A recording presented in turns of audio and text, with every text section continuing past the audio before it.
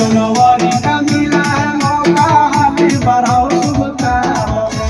अयोध्या में अभिनंदन है, चलो प्रभु के धाम में। अयोध्या में अभिनंदन है, चलो प्रभु के धाम में। 22 जनवरी का मिला है मौका, हाथी बढ़ाओ शुभ काम में। 22 जनवरी का मिला है मौका, हाथी बढ़ाओ शुभ काम में। अयोध्या में अभिनंदन है, चलो प्रभु के धाम में।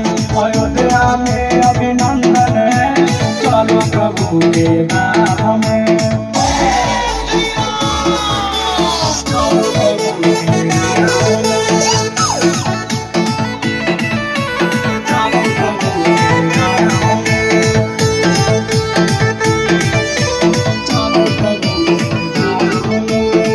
राम जी के सामने चल के गुण उनका गाएंगे, खुशियाँ झूमी सब नारा लगाएंगे। राम जी के सामने चल के गुण उनका गाएंगे, खुशियाँ लौटेंगे सब जयकारा लगाएंगे। जोरों शोरों से चल रहा चर्चा दुनिया जहान में, जोरों शोरों से चल रहा चर्चा दुनिया जहान में। अयोध्या में अभिनंदन है, चलो प्रभु के धाम में। अयोध्या में अभिनंदन है, चलो प्रभु के धाम में।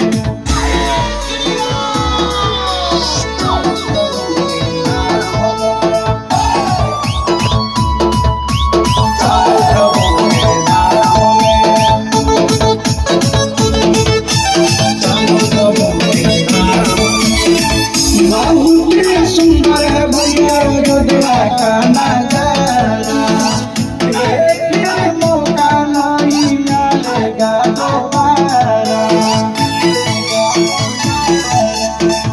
बहुत सुंदर है भैया अयोध्या का नजारा, फिर मौका नहीं मिलेगा दोबारा।